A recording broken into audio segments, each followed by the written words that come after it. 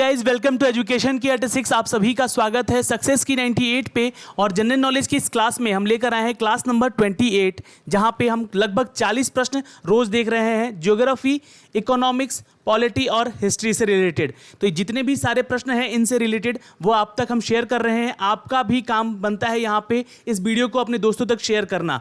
चलिए शुरुआत करते हैं आज के इस क्यूज की। उससे पहले एक छोटी सी जानकारी ले लें कि दोस्तों, चैनल पे अगर आते हैं आप और नए हैं तो प्लीज़ चैनल को सब्सक्राइब करें बेल आइकन को दबा के, ताकि हर वीडियो का नोटिफिकेशन आप तक सबसे पहले जा सके। क्लास की टाइमिंग नोट कर लीजिएगा आप लोग सभी। जी हाँ, जीके की जो क्लास है वो शाम को 8:30 बजे आपको अपडेट कर दी जाती है, तो क्यूज को अटेंड करना बिल्कुल ना भूलें।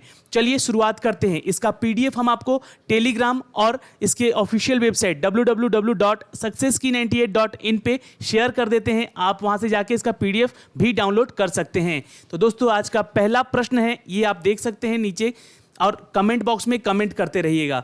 तो पहला प्रश्न है कि वैदिक आर्यन का प्रधान भोजन क्या था। वैदिक काल में जो आर्यन थे उनका प्रधान भोजन क्या था, उनका जो फूड था वो क्या था। आंसर है यहाँ पे, आपको हर क्वेश्चन के साथ 3 सेकेंड मिलेंगे, आपको आंसर करना है नीचे कमेंट बॉक्स में। आंसर होता है यहाँ पे बी, यहाँ पे मिल्क और इसके बने प्रोडक्ट, यानी कि मिल्क से जो बने प्रोडक्ट थे वो उनका मेन आहार था, यानी कि जो मेन फूड था इसका आर्यंस का, वो बी है आंसर, दूध और उनके उत्पादक। अगला क्वेश्चन, निम्नलिखित में से 4 वेदों में से किसमें जादुई आकर्षण और मंत्र का विचार था। ऑप्शन है ऋग्वेद, सामवेद, यजुर्वेद या अर्थवेद। दोस्तों, ये आज हम क्वेश्चन जो हिस्ट्री में देख रहे हैं ये है आपके वैदिक काल का। तो ये क्वेश्चन बनता है इंपॉर्टेंट, क्योंकि ये क्वेश्चन आ चुके हैं एग्जाम में और ऐसे क्वेश्चन पूछे जाएंगे। आंसर है यहाँ पे देखिए इसका, जी हाँ नोट कर लीजिएगा, अर्थवेद। जी हाँ, अथर्ववेद, अथर्ववेद है आंसर। जो 4 वेदों में से यहाँ पे सबसे ज़्यादा जादुई आकर्षण और मंत्र का विचार किया जाता था। क्वेश्चन नंबर 3 देखिएगा, आप लोग सभी देखिए, आंसर कमेंट करते रहिए और लास्ट में जरूर ये बताइएगा कि आपके कितने आंसर सही हो रहे हैं। ठीक है, आउट ऑफ 40 कितने आप सही आंसर कर रहे हैं। अगर इसमें आप 36 क्वेश्चन का आंसर सही कर रहे हैं तो समझिए कि आपकी तैयारी बिल्कुल सही जा रही है, और इसी वे के क्वेश्चन आएंगे, इसी तरह के सारे क्वेश्चन एग्जाम में भी पूछे जाएंगे। तो तीसरा क्वेश्चन है यहाँ पे कि प्राचीन काल में महान कानून दाता कौन थे। ये ऑप्शन है आपके मनु, वात्स्यायन, अशोक या आर्यभट्ट। आंसर होता है यहाँ पे मनु, नोट कर लीजिएगा, इंपॉर्टेंट है ये क्वेश्चन। अगला क्वेश्चन देखते हैं कि भारत के राष्ट्र प्रतीक के सत्यमेव जयते शब्द को निम्नलिखित में से किसने अपनाया था। तो ऑप्शन है मुंडका उपनिषद, ब्रह्म उपनिषद या मुगला उपनिषद या मैत्रेय उपनिषद। आंसर नीचे कमेंट बॉक्स में कमेंट करते रहिएगा, सभी के आंसर इंपॉर्टेंट है यहाँ पे। आंसर होता है it's a Mundka Upanishad, note कर लीजिएगा, ये क्वेश्चन बहुत इंपॉर्टेंट है। क्वेश्चन नंबर 5, इनमें से कौन हंटर आयोग का सिफारिश करता है। इनमें से कौन हंटर आयोग का सिफारिश करता है। तो आंसर कमेंट कीजिएगा। आप लोगों के सामने 4 ऑप्शन दिए जा रहे हैं हर क्वेश्चन के, और इन 4 ऑप्शन में से एक आंसर आपका करेक्ट होता है। तो आंसर है यहाँ पे महिलाओं की शिक्षा को ये आयोग जो है, हंटर आयोग जो है, ये सिफारिश करता है, यहाँ पे रिकमेंड करता है। क्वेश्चन नंबर 6, निम्नलिखित में से कौन एक महिला अलवर संत थी। चलिए आंसर कीजिए, सभी के आंसर यहाँ पे सही आने चाहिए। आशा करते हैं कि सभी आंसर यहाँ पे सही कर रहे हैं, और ये मोस्ट इंपॉर्टेंट प्रश्नों में से एक है, सारे के सारे प्रश्न। आंसर है यहाँ पे इट्स ए अंदल, नोट कर लीजिएगा, इट्स अ अंदल। जी हाँ, कौन है वो महिला अलवर संत, तो अंदल। अगला क्वेश्चन, द इंडियन स्ट्रगल नामक आत्मकथा के लेखक कौन है। चलिए ये भी एक इंपॉर्टेंट प्रश्न है और ये आपके एग्जाम में पूछे जाएंगे। दोस्तों, ऑटोग्राफी पूछा गया है, द इंडियन स्ट्रगल किसका ऑटोग्राफी है। आंसर नोट कीजिएगा, it's a B, Subhash Chandra Bose का। ओके, अगला क्वेश्चन देखते हैं। क्वेश्चन नंबर 8, अखिल भारतीय महिला सम्मेलन की स्थापना कब की गई थी। चलिए आप सभी जितने भी लोग जुड़ रहे हैं अभी और जितने भी लोग कनेक्ट हो रहे हैं उन सभी से रिक्वेस्ट है कि वीडियो को लाइक कर लीजिएगा, क्योंकि आप सभी के लिए इतनी मेहनत की जा रही है, तो आपका भी एक थोड़ा सा सहयोग चाहिए यहाँ पे, वीडियोस को लाइक करते रहिएगा। चलिए आंसर है यहाँ पे इट्स अ डी, सन 1927 ईस्वी में भारतीय महिला सम्मेलन की स्थापना की गई थी। याद रखिएगा, ये क्वेश्चन इंपॉर्टेंट है, आ सकता है। इंडियन इंडिपेंडेंस लीग द्वारा स्थापित किया गया था, वो कौन थे। इंडियन इंडिपेंडेंस लीग किसके द्वारा स्थापित किया गया था, यहाँ पे आंसर आपको नीचे कमेंट करना है। क्वेश्चन नंबर 9 का जयप्रकाश नारायण, अरुणा, आसफ अली, एस एम जोशी या फिर रास बिहारी बोस। चलिए आंसर है यहाँ पे दोस्तों, इट्स अ डी, रास बिहारी बोस के द्वारा इंडियन इंडिपेंडेंस लीग द्वारा यह इनके द्वारा स्थापित किया गया था। ओके, क्वेश्चन नंबर 3 यहाँ पे है कि दीन-ए इलाही नामक राष्ट्रीय धर्म का प्रचार किसके द्वारा किया गया था? दीन-ए इलाही, नाम नोट कर लीजिएगा, दीन-ए इलाही। तो वो कौन थे जिनके द्वारा ये धर्म प्रचार किया गया था? अकबर, बाबर, हुमायूं या औरंगजेब? तो आपके आंसर आ रहे हैं यहाँ पे, बहुत अच्छी बात है, बहुत लोग आंसर कर रहे हैं, कमेंट करते रहिएगा अक्सर। आंसर है इट्स ए, अकबर के द्वारा दीन-ए इलाही धर्म भी चलाया गया था, याद रखिएगा, और ये एक राष्ट्रीय धर्म उस समय घोषित किया गया था। क्वेश्चन नंबर 11, भारत की सबसे बड़ी लैंगून झील, देखिए ज्योग्राफी से क्वेश्चन आ चुका है और ये इसका आपको बताना है कि वो कौन है सबसे बड़ी लैंगून झील। तो लैंगून झील में सबसे बड़ी झील है ये चिल्का झील। आंसर नोट कर लीजिएगा, इंपॉर्टेंट है, ये क्वेश्चन आपके एग्जाम में आ सकता है। खैबर दर्रे, देखिए दर्रे बहुत ही क्वेश्चन आते हैं दर्रे से भी, और नदियों से, पहाड़ों से, पर्वतों से, श्रृंखलाओं से। तो ये खैबर दर्रे नाम का बहुत ही फेमस है दर्रा, और ये कहाँ स्थित है? आंसर कीजिएगा, हर क्वेश्चन का 3 सेकंड में टाइम दे रहा हूं आप लोगों को। आंसर यहां पे होगा 12 का आंसर डी, जी हां, पाकिस्तान। नोट कर लीजिएगा और अपने आंसर्स को नंबर के साथ, यानी कि क्वेश्चन नंबर ऑफ क्वेश्चन के साथ यहां पे आंसर कमेंट करना है। ओके, चलिए अगला क्वेश्चन देखते हैं, क्वेश्चन नंबर 13 कि भारत का पश्चिमी देशांतर किस राज्य में निहित है? चलिए, पश्चिमी देशांतर, अक्षांश और देशांतर के बारे में आपको चैप्टर वाइज हम लोगों ने पढ़ाया भी है। तो यहाँ पे आंसर करना है कि भारत का सबसे पश्चिमी देशांतर किस राज्य में स्थित है? तो ये है दोस्तों बी, गुजरात में। नोट कर लीजिएगा, आंसर है बी, गुजरात। चलिए, सभी के आंसर बिल्कुल सही हो रहे हैं यहाँ पे, अच्छी बात है। क्वेश्चन नंबर 14, भारत किसके गोलार्ध में निहित है? चलिए आंसर कीजिएगा, किसके गोलार्ध में निहित है भारत? तो उत्तरी और पूर्वी, दक्षिणी और पूर्वी, उत्तरी और पश्चिमी, या उत्तरी और दक्षिणी? चलिए, सभी के आंसर यहाँ पे मुझे मिलने चाहिए। क्वेश्चन नंबर 14 का आंसर है दोस्तों इट्स ए, उत्तरी और पूर्वी गोलार्ध में है भारत। अगला क्वेश्चन, निम्नलिखित में से कौन सा उच्च भूमि तेलंगाना पठार का हिस्सा नहीं है? देखिए क्वेश्चन इंपॉर्टेंट है, पर यहाँ पे थोड़ा सा ध्यान दीजिएगा, यहाँ बोला जा रहा है नहीं है। ओके, तो ये इनमें से कौन उच्च भूमि तेलंगाना पठार हिस्सा नहीं है? तो अरावली, पश्चिमी घाट, पूर्वी घाट या सतपुड़ा? तो दोस्तों आंसर यहाँ पे आपका आ सकता है, आ रहा है यहाँ पे 15 का आंसर कीजिएगा आप लोग, इट्स ए, अरावली पर्वत। जी हाँ, ये आपको राजस्थान में सबसे ज़्यादा फैला हुआ अरावली पठार है, ठीक है, और ये तेलंगाना का हिस्सा नहीं है। तेलंगाना किधर है? तो दक्षिण में है। ओके, अगला क्वेश्चन, भारत में किसको सबसे बड़ी सिंचाई का नहर कहा जाता है? कौन सी नहर को सबसे बड़ा सिंचाई का नहर कहा जाता है? यमुना, सरहैंड नहर, इंदिरा गांधी नहर या फिर ऊपरी बारी द्वाब नहर? तो ऊपरी बारी द्वाब नहर, इंदिरा गांधी नहर, सरहैंड नहर या यमुना नहर, यहाँ पे आपके आंसर आने चाहिए। जी हाँ दोस्तों, नोट कर लीजिएगा, ये है इंदिरा गांधी नहर। अगला क्वेश्चन देखते हैं, क्वेश्चन नंबर 17, इनमें से कौन सी नदी मध्य भारत से बहती है और यमुना गंगा में मिल जाती है? इनमें से कौन सी नदी मध्य भारत, जी हाँ, मध्य भारत में बहती है और यमुना गंगा में मिल जाती हैं? तो ये है डी, बेतवा नदी जो है ये यमुना और गंगा दोनों में ही मिलती हैं। ये नोट कर लीजिएगा, ये इंपॉर्टेंट है, क्वेश्चन आ सकता है, नदियों से रिलेटेड है क्वेश्चन ये। तो नदी वाले चैप्टर से भी बहुत सारे क्वेश्चन बनते हैं आपके एग्जाम में। प्रायद्वीपीय भारत की सबसे लंबी नदी, चलिए ये तो बहुत ही इजी क्वेश्चन है, और द्वीपीय नदी, प्रायद्वीपीय नदी, इन सब के बारे में भी आप लोगों को चैप्टर वाइज पढ़ाया गया है। तो यहाँ पे आंसर कीजिएगा, इट्स अ बी, गोदावरी। प्रायद्वीपीय भारत की सबसे लंबी नदी है गोदावरी, जिसे हम गंगा के नाम से भी जानते हैं। क्वेश्चन नंबर 19, इनमें से पश्चिम बंगाल में कौन सी नहर स्थित है? चलिए इसका आंसर तो आपको बताना होगा, क्योंकि पश्चिम बंगाल से रिलेटेड है, तो यह क्वेश्चन बनता है इंपॉर्टेंट आपके एग्जाम के पॉइंट ऑफ व्यू से भी। आंसर है दोस्तों इट्स सी, ईडन नहर। जी हाँ, ईडन नहर जो है, ईडन कैनल जो है, ये पश्चिम बंगाल की एक सबसे फेमस नहर में से एक है। क्वेश्चन नंबर 20, किसके दौरान दिल्ली में शीतकालीन होते हैं?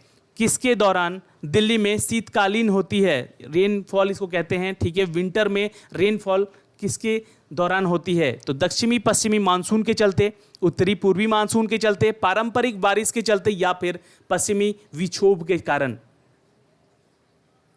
आंसर कीजिएगा यहाँ पे, इट्स अ डी, पश्चिमी विक्षोभ के कारण। जी हाँ, अगला क्वेश्चन, क्वेश्चन नंबर 21 देखते हैं। ये अब आ चुका है इकोनॉमिक्स से question. The term economics rent refer to, जो आर्थिक किराया है, ये शब्द किससे तात्पर्य है? चलिए यहाँ पे ऑप्शन है लाभ, भूमि के उपयोग के लिए किया गया भुगतान, ये निर्माता का अधिशेष, या इनमें से कोई भी नहीं। तो आंसर है इट्स अ बी। जी हाँ, भूमि के उपयोग के लिए किया गया भुगतान कहते हैं इकोनॉमिक रेंट। अगला क्वेश्चन में 22 देखिएगा, यह भी महत्वपूर्ण है। किसने वेतन निधि सिद्धांत प्रतिपादित किया था?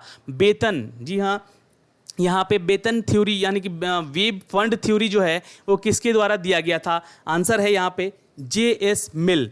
J.S. Mill is the right answer. आप लोग अगर आंसर कर रहे हैं ए तो आपका आंसर बिल्कुल सही है, जो भी कैंडिडेट यहाँ पे ए आंसर कर रहे हैं। क्वेश्चन नंबर 23, उत्पादन के साधन के लिए न्यूनतम भुगतान को क्या कहा जाता है? उत्पादन के, देखिए इकोनॉमिक्स से क्वेश्चन बनते हैं एग्जाम में, तो कुछ इस तरह के ही क्वेश्चन आए हुए हैं एग्जाम में, तो ये क्वेश्चन भी बन सकता है इंपॉर्टेंट आपके एग्जाम के लिए। आंसर है दोस्तों इट्स ए ट्रांसफर पेमेंट कहते हैं अंतरण अदायगी। ओके, उत्पादन के साधन के लिए न्यूनतम भुगतान कहते हैं इसको ट्रांसफर पेमेंट।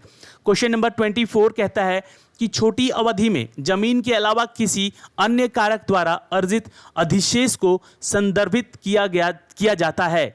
तो ऑप्शन है इकोनॉमिक रेंट, नेट रेंट, अर्ध किराया यानी कि क्वैसी रेंट, या इनमें से कोई भी नहीं। तो छोटी अवधि के लिए जमीन के जो अलावा किसी अन्य के द्वारा कारक के द्वारा अर्जित किए गए अधिशेष को कहते हैं हम अर्ध किराया यानी कि quasi rent. Okay, question number 25 का आंसर कीजिएगा, ये भी इकोनॉमिक्स से रिलेटेड है। बीईपी यानी कि ब्रेक इवन पॉइंट कहते हैं इसको। Economic is the point eight विच, अर्थशास्त्र में ब्रेक इवन पॉइंट वह बिंदु है जिस पर, ऑप्शन है आपके सामने, सीमांत राजस्व सीमांत लागत के बराबर होता है, औसत राजस्व औसत के लागत के बराबर होता है, या फिर कुल राजस्व कुल लागत के बराबर है, या इनमें से कोई भी नहीं। चलिए, ये इंपॉर्टेंट है क्वेश्चन, इकोनॉमिक्स से रिलेटेड है। बीईपी ब्रेक इवन पॉइंट के बारे में यहाँ पे जो बातें हैं, आंसर होगा यहाँ पे सी, जो कि total revenue equal to the total cost होता है, यानी कि कुल राजस्व कुल लागत के बराबर होता है। क्वेश्चन नंबर 26 का आंसर कीजिएगा आप लोग सभी। किस प्रकार की अर्थव्यवस्था में संपत्ति एवं व्यवसायों का स्वामित्व और व्यक्तियों के द्वारा नियंत्रित किया जाता है? तो ऑप्शन है पूंजीवादी अर्थव्यवस्था, समाजवादी अर्थव्यवस्था, मिश्रित अर्थव्यवस्था, या निर्देशित अर्थव्यवस्था। तो ये 4 ऑप्शन में आपके आंसर क्या होंगे, यहाँ पे नीचे कमेंट करते रहिए। हम लोग आपके सभी लोगों के यहाँ पे आंसर्स को देखते हैं और देखते हैं कौन कितना आंसर सही कर रहा है यहाँ पे। और आप लोगों से रिक्वेस्ट है कि लास्ट में आंसर कैलकुलेट करके जरूर बताइए कि कितने आंसर आप लोगों ने यहाँ पे सही किए हैं।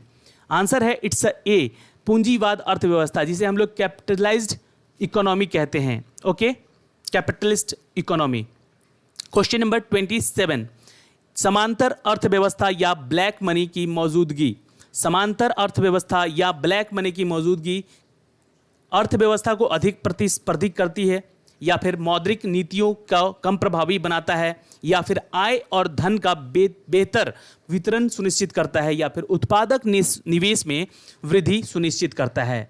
तो आंसर है दोस्तों इट्स अ बी, मौद्रिक नीतियों को कम प्रभावी बनाता है समांतर अर्थव्यवस्था। अगला क्वेश्चन, बार्टर लेन देन का मतलब क्या है? देखिए ये वर्ड है बार्टर, ट्रांजैक्शन का मतलब यहाँ पे पूछा गया है आपसे, तो आंसर कीजिएगा इट्स अ सी। जी हाँ, नोट कर लीजिए, आंसर होगा इट्स अ सी, सामान के साथ सामान का आदान प्रदान किया जाता है। चलिए अगला क्वेश्चन देखते हैं, क्वेश्चन नंबर 29। ये भी इकोनॉमिक्स से ही रिलेटेड है कि क्वेश्चन पूछा जा रहा है कि आर्थिक विस्तार और समय की अवधि में मंदी सहित अर्थव्यवस्था में उतार चढ़ाव को क्या कहा जाता है? तो ऑप्शन है इसे एक्सपेंशन कहते हैं, इसे मंदी रिसेशन कहते हैं, बिजनेस साइकिल यानी कि व्यवसाय चक्र कहते हैं, या फिर घाटे यानी कि डेफिसिट कहते हैं। तो ऑप्शन है 4, यहाँ पे आंसर करना है, नीचे कमेंट बॉक्स में कमेंट करिएगा। यहाँ पे इट्स अ सी, व्यवसाय चक्र कहते हैं, बिजनेस साइकिल कहते हैं इसे। क्वेश्चन नंबर 30 का आंसर कीजिएगा कि which is the good that the is in greater demand as its price increases. किसके एक समान है जो कीमत बढ़ने के साथ अधिक मांग में हैं? तो ऑप्शन है आवश्यक वस्तुएं, पूंजीगत वस्तुएं, वेबलेन वस्तुएं, या फिर गिफन वस्तुएं। चलिए आंसर कीजिएगा, 3 सेकंड का टाइम हर क्वेश्चन पे आपको मिल रहा है और 3 सेकंड के अंदर आप अपने आंसर्स भी कर सकते हैं। यहाँ पे आंसर है इट्स अ गिफन गुड्स, यानी कि गिफन वस्तुएं जो हैं ये समान कीमत और एक समान बढ़ते हैं और अधिकांश इसका डिमांड भी बढ़ता है। ओके, अगला क्वेश्चन 31 है, देखिए ये पॉलिटी से अब क्वेश्चन आ चुका है, और पॉलिटी यानी कि राज्य व्यवस्था से क्वेश्चन भी आपके एग्जाम में पूछे जाते हैं। तो यहाँ पे इसका आंसर कीजिएगा आप लोग कि इनमें से कौन सा मसौदा समिति का अध्यक्ष था। मसौदा समिति का अध्यक्ष, चलिए आंसर कीजिएगा, इट्स अ बी, नोट कर लीजिएगा, बी आर अम्बेडकर।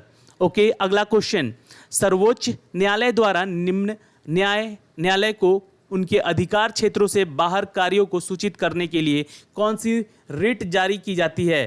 तो ऑप्शन है आपके पास हबीस कॉर्पस, या फिर क्यू वारंटो, या फिर सर्टिओरियो, या फिर मैंडमस। तो ऑप्शन 4 हैं यहाँ पे, नीचे कमेंट करते रहना है आपको सभी आंसर, जितने भी क्वेश्चन के आंसर आप लोग देख रहे हैं ये सारे के सारे इंपॉर्टेंट हैं।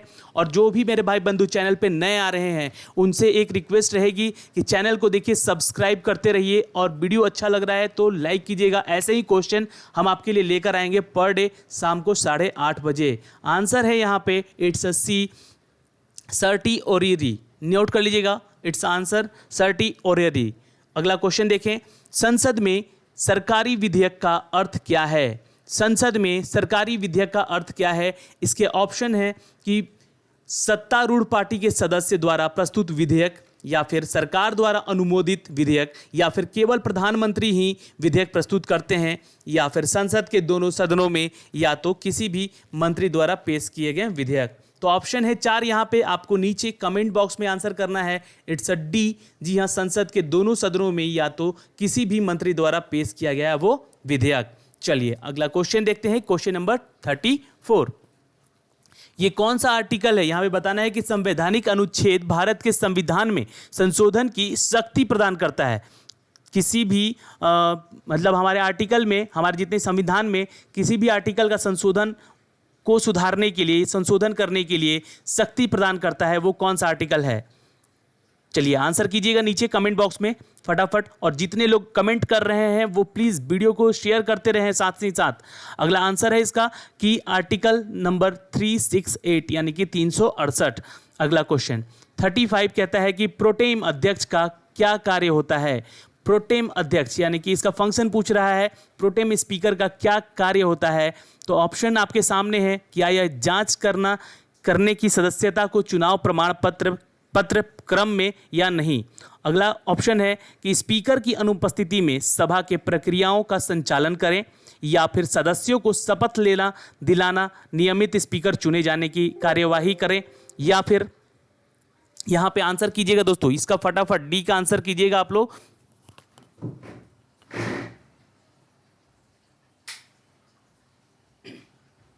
चलिए 35 का आंसर है दोस्तों यहाँ पे इट्स अ सी, नोट कर लीजिएगा। ये एक इंपॉर्टेंट क्वेश्चन है और आपके एग्जाम में भी पूछा जा सकता है। फटाफट आंसर करते रहिएगा जितने लोग यहाँ पे देख रहे हैं इस क्यूज को। चलिए अगला क्वेश्चन देखते हैं, 36 का आंसर कीजिएगा आप लोग। चलिए 36 का आंसर कीजिएगा कि भारत के उपराष्ट्रपति को उनके कार्यकाल की समाप्ति से पहले उनके कार्यकाल से हटाया जा सकता है यदि ये 4 ऑप्शन दिए हुए हैं यहाँ पे आपको कि राज्यसभा के बहुमत द्वारा पारित संकल्प और लोकसभा के संकल्प के साथ सहमत होता है तो, या फिर बी ऑप्शन है कि अगर भारत के सुप्रीम कोर्ट की सिफारिश पर उन्हें हटाया जा सके, या फिर सी कि राष्ट्रपति की इच्छा पर, या फिर उपरोक्त सभी में से कोई भी नहीं। चलिए वाइस प्रेसिडेंट के बारे में यहाँ पे बात हो रही है। उपराष्ट्रपति के कार्यकाल को समाप्त करने के लिए उनके कार्यकाल से हटाया जा सकता है यदि राज्य के सभा के बहुमत द्वारा पारित संकल्प और लोकसभा उस संकल्प के साथ सहमत है तो उपराष्ट्रपति को उनके पद से यहां हटाया जा सकता है। क्वेश्चन नंबर 37, मौलिक अधिकारों में शोषण के खिलाफ किसको अधिकार दिया गया है। तो शोषण के खिलाफ अधिकार दिया गया है बच्चों को। ठीक है, चलिए मौलिक अधिकार में शोषण के खिलाफ अधिकार दिया गया है बच्चों के लिए, चिल्ड्रंस। अगला क्वेश्चन है 38, मौलिक कर्तव्यों किस भाग में निहित है। मौलिक कर्तव्य जो है वो संविधान के किस भाग में निहित है। तो पार्ट 5, पार्ट 6, पार्ट 4A या पार्ट 3। तो आंसर कीजिएगा it's a C, part 4A। जी हाँ, नोट कर लीजिएगा, इसमें मौलिक अधिकारों के बारे में सारी चीजें निहित की गई है, बताया गया है। अगला क्वेश्चन है, संसद के चुनावों में मतदान का अधिकार किसके तहत आता है? संसद के चुनाव में मतदान का अधिकार किसके तहत आता है? तो आंसर कीजिएगा दोस्तों यहाँ पे आप सी, कानूनी अधिकार यानी कि लीगल राइट्स। ओके, चलिए क्वेश्चन नंबर 40 जो कि आज का आखिरी प्रश्न है। देखते हैं कितने लोगों ने कितना कमेंट किया है और कितने लोगों का आंसर सही है यहाँ पे। और आप अपने आंसर्स के साथ अपने कमेंट में जरूर बताइएगा कि आपने कितने सही आंसर किए हैं। इनमें से क्या भारतीय संविधान में मौलिक अधिकार के रूप में शामिल नहीं है? इनमें से क्या भारतीय संविधान के मौलिक अधिकार के रूप में शामिल नहीं है? मौलिक अधिकार में शामिल नहीं है तो वो है दोस्तों काम और मातृत्व राहत की मानवीय स्थितियों का अधिकार। जी हाँ, right to human condition of work and the maternity relief. Note कर लीजिएगा, ये डी है आंसर यहाँ पे। और ये सारे के सारे क्वेश्चन जितने भी हैं ये आप एक जगह अपने कॉपीज़ पे लिखें या फिर इसका पीडीएफ तो मैं आपको दे ही देता हूँ, पीडीएफ डाउनलोड करके पढ़ें। रिवीजन के तौर पे आप अपने दोस्तों में बैठ के इन सारे क्वेश्चंस को अपने एक दूसरे से टेस्ट के रूप में लें और एक दूसरे को बताएं कि ये क्वेश्चन यहाँ पे दिए जा रहे हैं, आप लोग भी ज्वाइन करें। चलिए तो दोस्तों आज के इस सिनारियो में आप हमारे साथ बने रहें, इसका बहुत बहुत धन्यवाद। और अगर आप लोगों को ये वीडियो अच्छा लग रहा है तो प्लीज़ एक लाइक करके जाइएगा। और अगर वीडियो अपने दोस्तों तक शेयर कर रहे हैं सबसे ज़्यादा वो अच्छी बात है, क्योंकि मैं चाहता हूँ कि ये सारे क्वेश्चन आपके उन दोस्तों तक जाए जो कि दूर दराज के गांव में बैठ के अपनी पढ़ाई की तैयारी कर रहे हैं। तो दोस्तों आज हमारे साथ यहाँ बने रहें, इसका बहुत बहुत धन्यवाद। मिलते हैं आपसे कल इसी समय 8:30 बजे की क्लास में। बाय बाय, टेक केयर, ध्यान रखिएगा अपना।